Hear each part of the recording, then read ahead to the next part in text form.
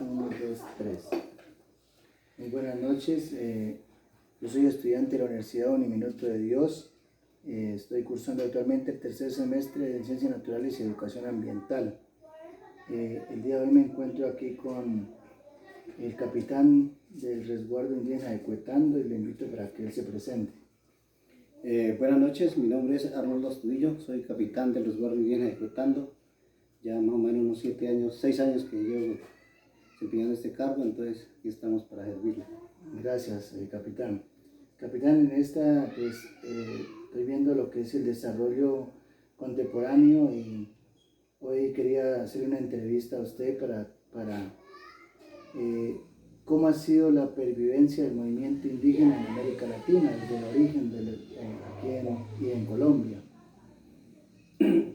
A ver, pues para poder contestar esta pregunta, pues toca que lógicamente remitirse a muchos años más de historia, ¿no? Creo que todo empieza prácticamente porque antes de la llegada de los españoles, pues lógicamente acá en nuestra América habían unas culturas con una serie de elementos y organizados que realmente no le envidiaban nada a la cultura europea, que supuestamente era la civilización que dominaba prácticamente el mundo. Creo que cuando ellos llegaron acá, en plena conquista, descubrieron tanto en Norteamérica, tanto en América, en Mesoamérica, en la parte de lo que es México, Guatemala, Honduras, unas culturas muy interesantes como la maya, la azteca. Bajando acá a Sudamérica, pues existía el Imperio Inca, ¿no? El Imperio Inca y unas familias precolombinas que existían acá mismo en Colombia. Creo que pues ya todos conocemos la triste, porque no fue descubrimiento. Nosotros como pueblos indígenas fue prácticamente una invasión que hubo, donde una cultura pues aplastó a la otra, imponiendo lógicamente por la fuerza las costumbres de otro lado que venía, imponiendo prácticamente la esclavitud, imponiendo prácticamente el exterminio cultural que había acá en nuestra América, ¿no? Entonces yo creo que desde ahí parte todo, ¿no? Y creo que el indígena en muchas partes, a la llegada del español o el conquistador, ellos sabían por sus propios medios de que algún día alguien se fue de acá, de este mundo, que enseñó esa cultura, y ellos esperando esa cultura fue que se dejaron someter, porque ellos pensaron que así como hubo en un entonces alguien que enseñó a todo, en todas las mitologías existe, hasta en la NASA existe con Guantama, de que fue un ser de las estrellas que vino y enseñó todo, así mismo en las culturas de América sucedió. Todos pensábamos de que esos seres que se fueron algún día volverían acá otra vez a América, y ese fue que prácticamente nos cogieron como dormidos cuando supuestamente el español llegó en Centroamérica. Creyeron que era el enviado de las estrellas que venía otra vez, pero no fue así, fue una raza que vino a destruir. Y desde ahí pues lógicamente el indígena al verse ya prácticamente engañado, al verse prácticamente derrotado, pues entabla una serie de políticas, digámoslo así, pero es prácticamente en defensa de la misma integridad física, cultural que había acá, y en defensa prácticamente del territorio, en defensa de todo lo que era nuestro.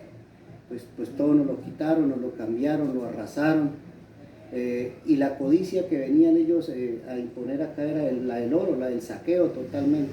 Entonces creo que desde ahí toca que empezar, y desde ahí es donde surge prácticamente el movimiento prácticamente como de resistencia, digo así, porque fue una lucha muy desigual.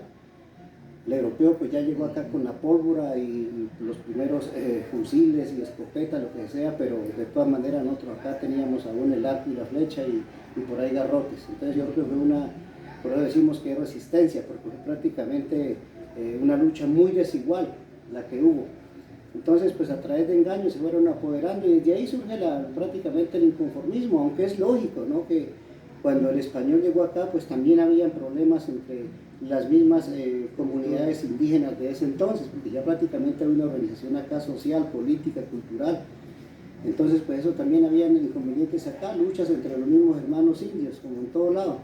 Pero lógicamente ya cuando llegaron, impusieron y mataron, asesinaron, llevaron todo. Y desde ahí surgió prácticamente los primeros movimientos, como la resistencia, hacerle fuerza a eso que nos quitaron algún día. Y con la esperanza de algún día pues reivindicarnos, ¿no? Entonces de ahí surgen en América Latina, en todo lado, creo que surgen muchos contextos de estos. Y ya pasando prácticamente después de la conquista, colonia, todo el arrasamiento que hubo, pues lógicamente ya hay como después de la Revolución Francesa, eso interfiere mucho en los movimientos sociales acá en América Latina. Después de esa parte ya viene la sacudida del yugo español, de los mismos ingleses que dominaban acá América, la traducción de los derechos del hombre, que eso no se conocía acá en América hasta que lo hizo Antonio Nariño.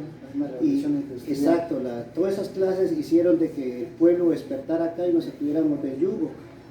Y lógicamente pues fueron los mismos mestizos prácticamente los que hicieron, acompañados de los movimientos populares de acá de América, como los indígenas que aún quedábamos, nuestros antepasados. Entonces de ahí surge esa parte como de grito de libertad, de sacudirse uno del yugo. Y lógicamente llegan después las épocas que ya son republicanas, casi acá en América Latina, casi a un mismo, prácticamente unos a 130, 40 años.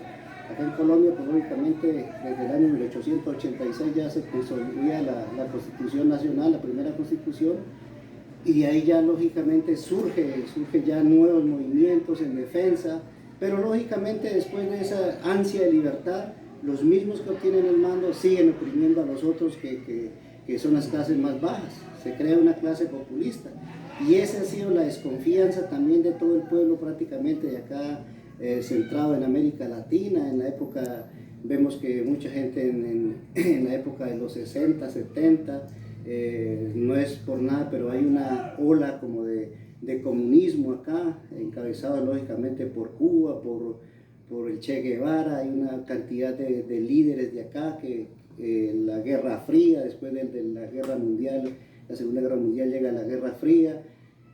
Y también, pues lógicamente empieza como una lucha de poderes. Lógicamente, pues acá las clases populares del pueblo prácticamente, pues son como del lado más de izquierda que la clase que domina siempre. Entonces, desde ahí surge ese movimiento y lógicamente nosotros, acá en Colombia, pues no es la excepción. Acá en Colombia la cuestión popular también emana desde ahí mismo, las épocas de violencia, acá en mismo Colombia. Pues el problema después de que pasó toda esta cuestión, ya los liberales, conservadores, partidos políticos, eso ha sido un meollo aquí en Colombia. Surgen las FARC también, ya prácticamente en esa época, y ahí hemos mantenido siempre como en una especie de tire y afloje, y lógicamente esos son los movimientos sociales que hasta hoy hacen mella, y ahorita pues para nadie es un secreto lo que está sucediendo en Latinoamérica prácticamente, es la lucha, la resistencia de un neoliberalismo nuevo que llega, prácticamente apocando mucho más, apretando más a la clase más baja, que es prácticamente la del pueblo colombiano, y así en toda Latinoamérica. Vemos lo que pasa en Chile, lo que está pasando lo que pasó en Ecuador, lo que pasa en Bolivia hoy, lo que pasa en el Perú, en Venezuela, la misma Cuba. Entonces mire que esos son en Nicaragua. Entonces son cuestiones de que existen muchas raíces todavía populistas, y ahí es que emanan ya la parte de la lucha popular que decimos hoy en día. Entonces, pues no sé si quería contestar. Ese es el contexto que hay, ¿no? de los movimientos de acá. Nosotros como caucanos tenemos un movimiento que es social y que es el CRIC. Este movimiento indígena es el que organiza cuál ha sido el desarrollo y cuáles son las pautas a seguir con ellos, o sea, cuáles son las metas que tienen sus propósitos. Pues ya entrando un poco más en lo regional, pues yo creo que para nadie es un secreto de que pues nosotros hemos tenido también, en medio de todas las épocas que les acabo de nombrar, muchos líderes buenos acá que a través de la historia de Colombia pues están enmarcados en esa parte, en esas efemérides que tenemos acá en Colombia. Y pienso de que desde el mismo Juantama, la cacica, la cacica Gaitana, la Angelina Guyumús, en épocas prácticamente coloniales y de conquista, dieron mucho las bases para nosotros poder ser lo que queríamos ser. Nosotros tenemos un gran líder acá que pues no, por el nombre es NASA y toda parte, como el Manuel Quintín Lama, que dice que él es tolimense, pero él anduvo estas zonas de acá entre Cauca, Huila, Tolima, y prácticamente el legado que él tenía era que decía que él se había educado precisamente con la madre naturaleza, y toda la lucha la basó prácticamente fue ante el territorio, pero con la parte legal. Ese fue el precepto que nos dejó, la defensa del territorio con la parte legal. Una persona que estuvo prácticamente más del 50% de la vida de él estuvo en las cárceles, y él mismo hacía sus defensas mediante las leyes. Creo que él se asemejaba mucho y leía mucha literatura de Tomás de Aquino, y es una enseñanza que nos deja él. Y ahí él empieza prácticamente a la lucha del pago del no terraje que había acá en el Cauca, porque es que a través de la encomienda y la mita siempre eran cuestiones que todavía prevalecían, el vasallaje, esa parte creo que todavía algunos ricos que se pueden decir así, acá en las comunidades que existían, ellos sometían a la gente a que tenía que pagar terraje. Y esa fue la lucha de él. Entonces, retomando eso después de unos años de que él desaparece, que Manuel Quintín Lama desaparece, algunos líderes acá en el Cauca, Motrino Morales, se reúnen a hablar sobre eso, porque estaba la ley 89, pero nadie sabía que existía o cómo se podía aplicar. El decreto 74 dice, bueno, tenemos todas esas normas, pero ¿qué hacemos con eso? Y se ponen a estudiar toda esa cantidad de normas y deciden de pronto de que un día, un 24 de